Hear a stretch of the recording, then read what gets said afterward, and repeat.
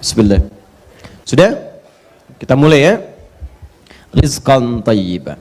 Bismillah. Ibu kelihatan ini, Bu? Oh, belum saya tulis dah kelihatan. Rizki terbaik. Bismillah. Rizki terbaik.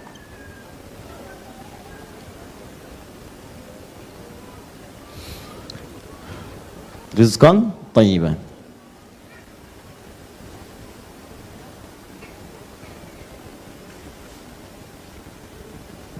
Ya, rizqan thayyiban.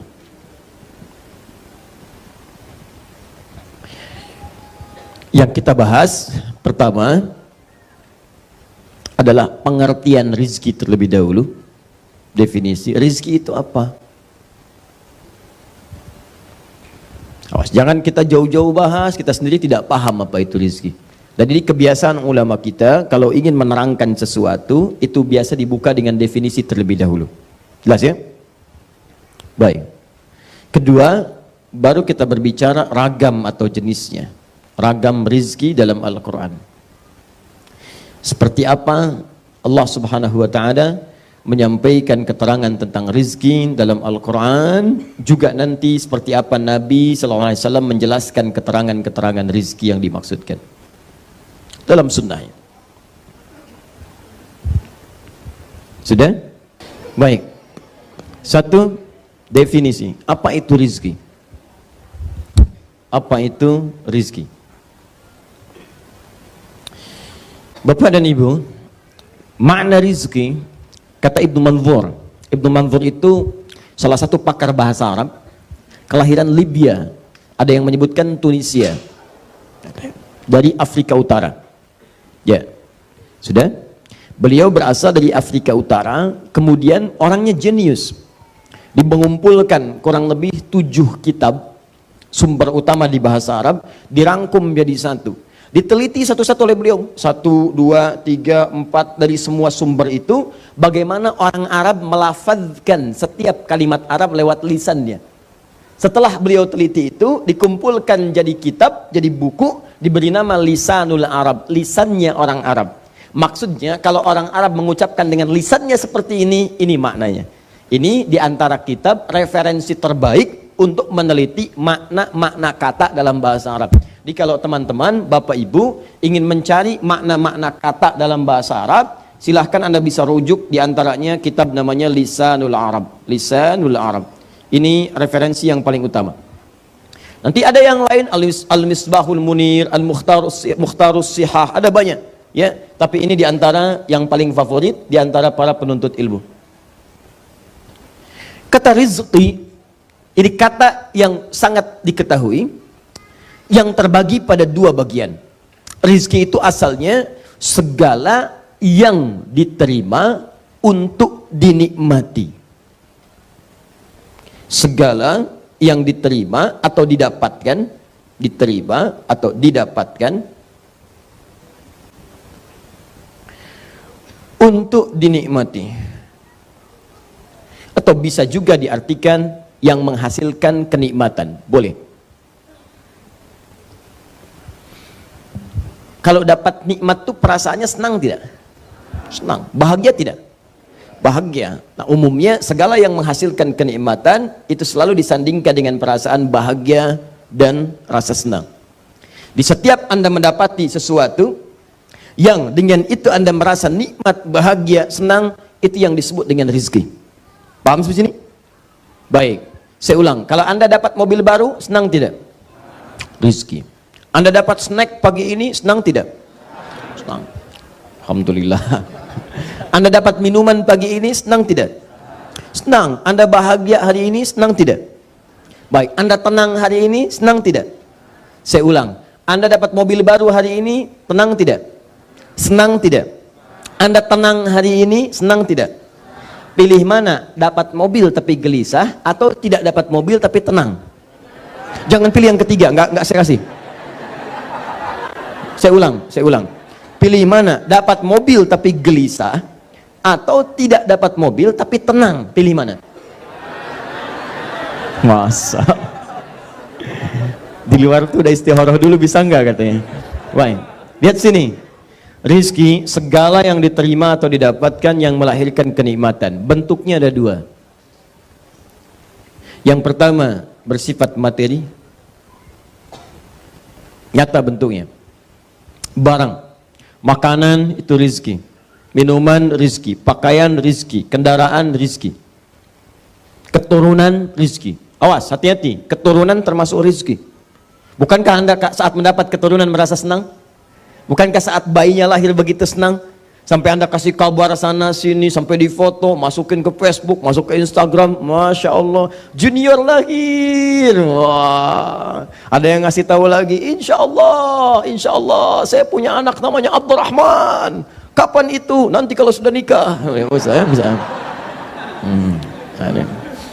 Nah, ini materi. Jadi bisa berupa barang, benda sifatnya. Benda itu bisa benda hidup atau mati. Bisa bentuknya immateri. Bukan bentuknya langsung materi yang tampak. Non materi. Umumnya berupa hal yang dirasakan. Tenang, itu rizki. Bahagia, senang, itu rizki. Ingat ya, yang melahirkan kenyamanan, ketenangan, kenikmatan. Sudah?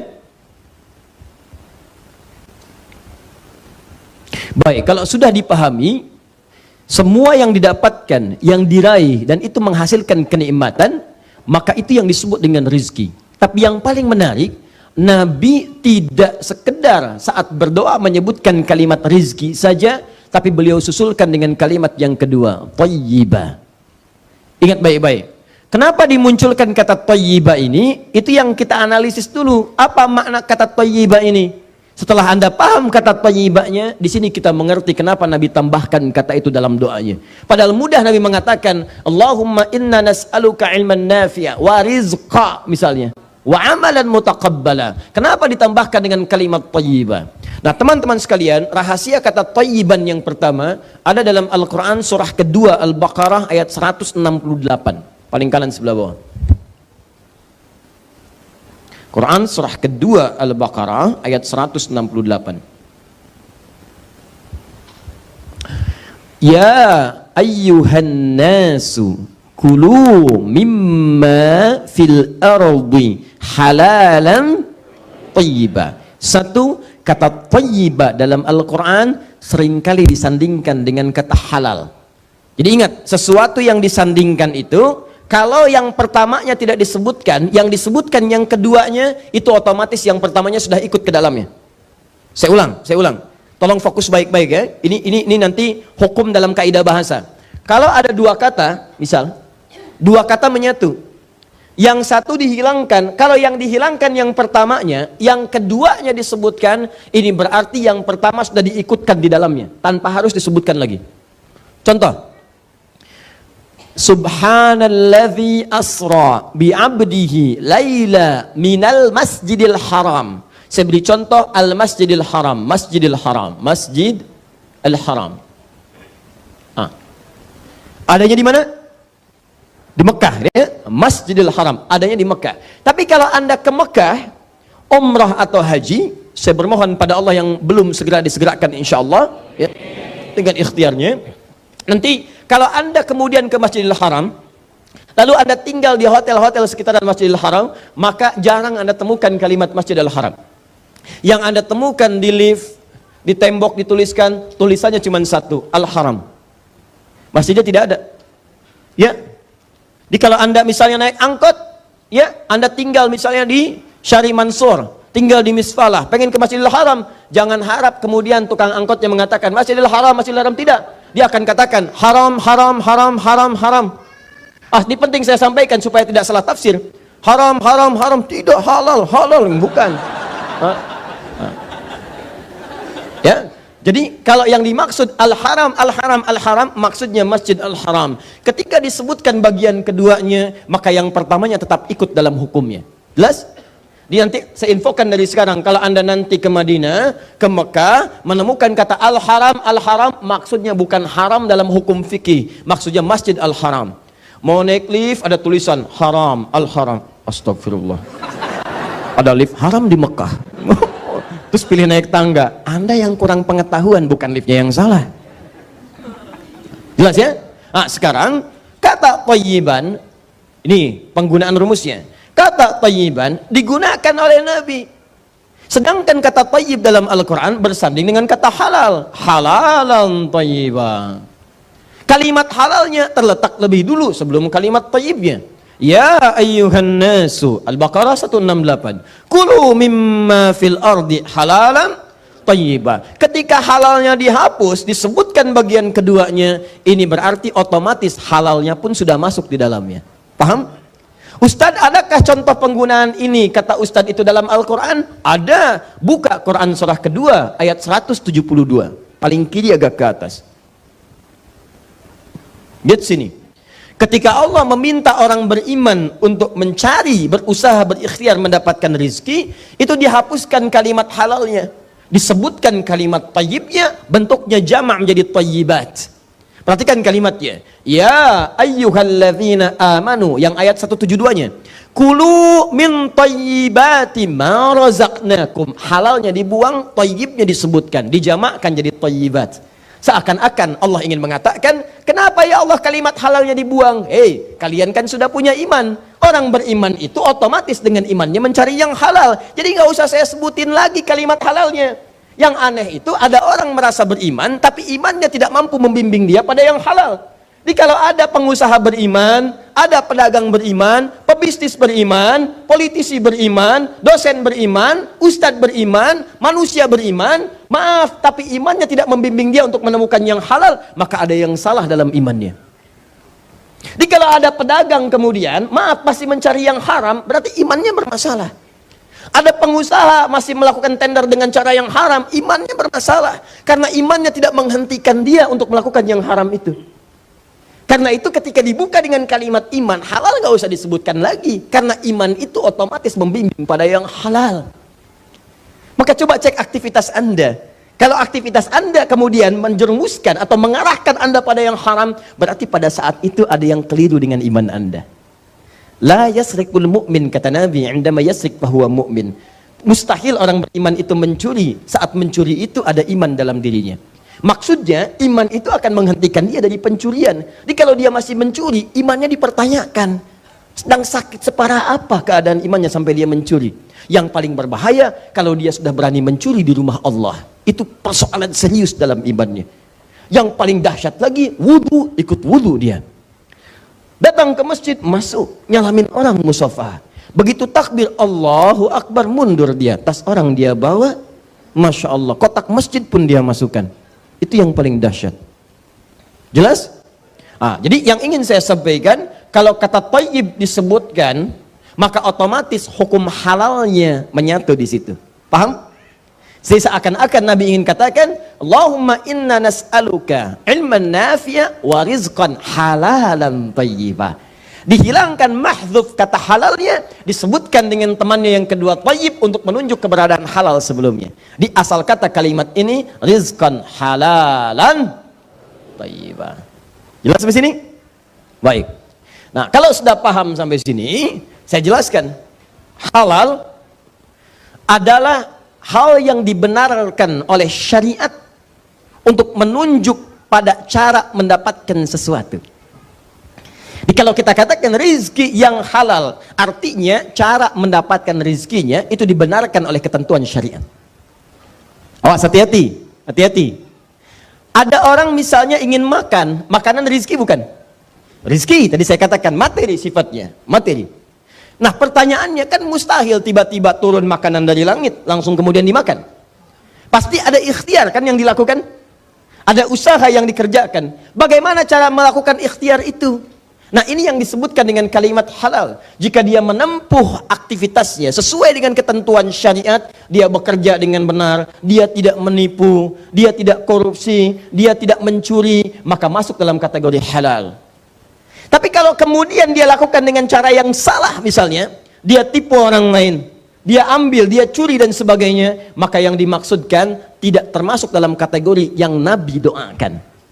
Jelas sampai sini?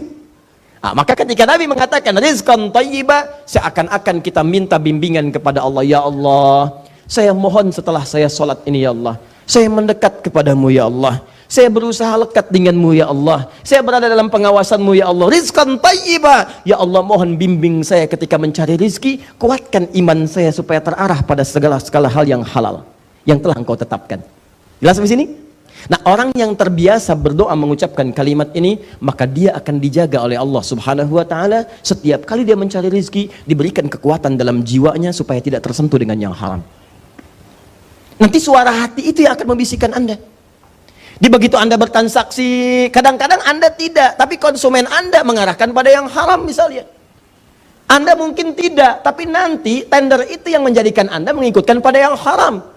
Anda mungkin di kantor duduk tinggal tanda tangan, Andanya tidak, tapi proyeknya ketika disodorkan itu yang membuat Anda mengerjakan yang haram. Pak, ini permintaan kita hari ini. Oh bagus ini permintaannya, silahkan Pak, tinggal di ACC. Berapa nilainya? Oh ini sekian Pak, 1 miliar Pak. Oh, kok cuma 1 miliar? Biasanya kan ada 1,5 miliar. Oh tidak Pak, ini ada penyesuaian. Itu penyesuaiannya akan diberikan untuk Bapak. Kira-kira ya dari 500 juta itu Bapak dapat 30% Pak. 150 jutanya. Rizki itu sudah diatur. Saya tidak mendapatkan yang begini pun Allah akan berikan kepada saya. Perbaiki, sempurnakan seperti semula. Hati Anda akan mengatakan jangan. Jangan, karena setiap Anda sholat, begitu selesai sholat, Anda katakan rizqan thayyibah, rizqan thayyibah. Itu begitu dikatakan kalimat tadi, nafsu itu akan ditekan oleh takwa. Di jiwa kita itu ada 2 jenis, ada takwa, ada nafsu. Wa nafsi wa ma sawwaha. Quran surah Asy-Syams ayat 7 sampai 10. Quran surah 91 ayat 7 sampai 10. Wa nafsi wa ma sawwaha. Di dalam jiwa kita itu yang sempurna itu ada 2 kecenderungan, 2 bisikan. Awas, fa'alhabaha fujuraha wa taqwaha. Nanti ada jiwa fujur, nama lainnya nafsu. Nafsu ini mendorong pada yang buruk. Ya, yang kedua takwa. Takwa ini mendorong pada yang baik. Takwa itu kalau tidak dilatih dengan amalan-amalan, sholat itu bagian dari takwa. Dari mana taunya? Al-Baqarah ayat 2 sampai 3. Dzalikal kitabu la raiba fi hudal lil. Siapa mutakin orang takwa di situ? Amalannya ayat 3. Alladzina yu'minuna bil ghaib wa yuqimunas shalah. Jadi takwa itu di antara wujudnya salat. Salat ketika Anda kerjakan melatih takwa. Apa fungsi takwa itu? Supaya jiwa Anda mendapatkan bisikan dari takwa pada yang baik-baik. Makanya kalau Anda rajin salat, kata Allah, diterangkan fungsinya di Quran surah ke-29 ayat 45. Innas salata tanha 'anil fahsya. Nah, orang sholat itu kalau menerima tawaran seperti tadi, hatinya langsung bergejolak. Bukan nafsunya, takwanya mengatakan, jangan lakukan. Langsung, baru dia bilang sesuatu aja, takwanya langsung mengelak. Di hatinya langsung gak enak. Jangan. Itu berfungsi itu. Ingat baik-baik, itu akan berfungsi. Itu yang dimaksud. Fa'alhamaha fujuraha wa taqwaha. Nah, Anda pasca sholat mengatakan, ya rizqan thayyibah, rizqan thayyibah. Begitu ada rizki yang tidak halal, haram dia datang.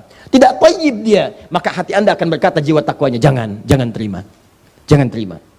Tapi kalau ini tidak pernah Anda amalkan, apalagi nggak pernah sholat, maka yang berfungsi bukan takwanya, nafsunya, fujurnya.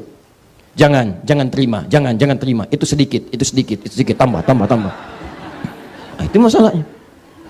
Makanya keluar kata-katanya nggak enak. Ya, maaf ya, nggak bagus seperti ini. Perbaiki.